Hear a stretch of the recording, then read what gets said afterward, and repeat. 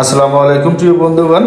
তো আজকে আমরা মূলত বাঁশের চোঙা যে মাংস রান্না করে খাওয়া যায় সেটা দেখি আসলে কেমন লাগে। যেই কথা সেই কাজ চেংড়া মারা ঘর কইতে না কইতে একেবারে উদাস হয়ে গেল। তো হাতের কাছে আরিও খুঁজে নিয়ে আসে একজন, তো বাসা বাড়ি চলে আসলো, বাঁশ কাটাকাটি শুরু করে দিল। দেখি আসলে এই বাঁশের চোঙাত মাংস রান্না করে খাওয়াটা কি মজা। এটা আসলে অনেকে ট্রাই করে, আমরা ট্রাই করি নাই কখনো। তো সবাই মিলিয়ে চাচা তো যেটা তো ভাই, চাচার বেটা জ্যাঠার বেটা সবাই মিলিয়ে একসাথে হচ্ছি, তো আসলে দেখি একটু কেমন লাগে। সবাই তো খাই এরকম রান্না করি, আমরা একটু ট্রাই করি। তো বাঁশ কাটাকাটি শুরু করে দিল।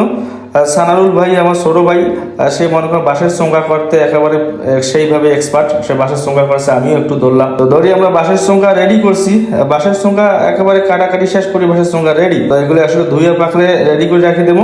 এখন ফাইনালি চলে আসলো মাংস এবং মশলা নিয়ে। আসলে মাংস মশলা কিভাবে কি করতে হবে না হবে আসলে সম্পূর্ণটা ভিডিওর মধ্যে তুলে ধরা হয়েছে। আসলে আমরা সরিষার তেল ব্যবহার করছি এখানে, আর সরিষার তেল দিয়ে খাওয়াটাই উত্তম আসলে এই ধরনের রান্না বান্নাগুলা।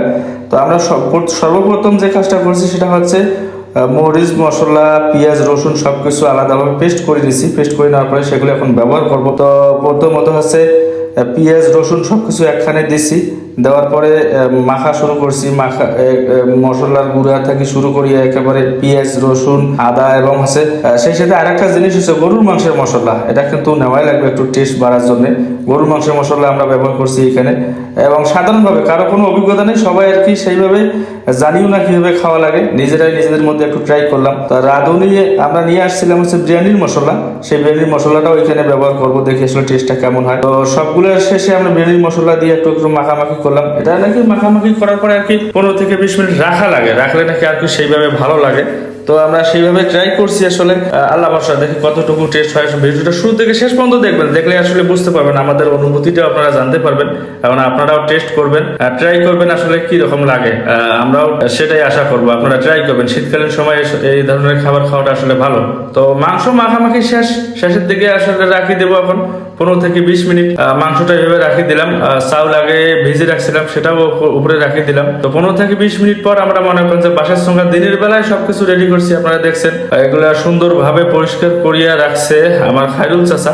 তো ফাইনালি শেষ পর্যায়ে আমরা হচ্ছে সরিষার তেল সবগুলোতে একটু করে ব্যবহার করবো। বাঁশের চোঙাগুলোতে একটু করে সরিষার তেল দেবো। প্রথমত সরিষার তেল দিয়ে একটু লাড়াচাড়া, প্রথমত সরিষার তেল দেওয়ার পরে আমরা হচ্ছে মাংস কিছুটা করে দেবো, আবার হচ্ছে একটু করে চাল।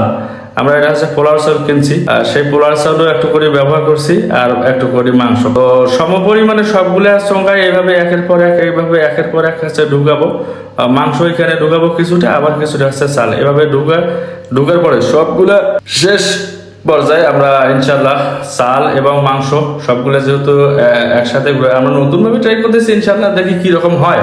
তো সেই আশা নিয়ে আসলে আমরা এটা খাওয়ার উদ্যোগ নিছি।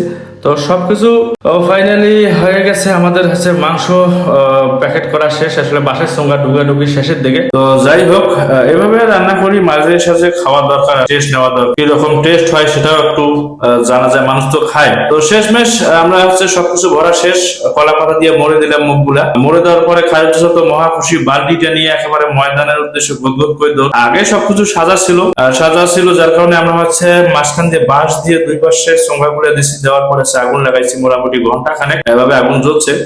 শেষমেশ ফাইনালি হচ্ছে 1 ঘন্টার মধ্যে হচ্ছে সবকিছু রান্না বান্না শেষ হয়েছে। তারপরে দেখি আসলে টেস্টটা কি রকম, ওদের মুখেই শোনা যাক। টেস্টের রিভিউটা ওদের মুখেই শুনবো।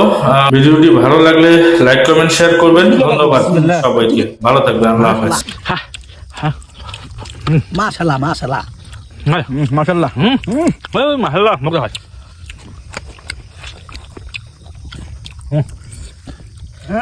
মাশাআল্লাহ সুপার, মাশাআল্লাহ মাশাআল্লাহ। খাও খাও। চাচা কেমন হয়েছে?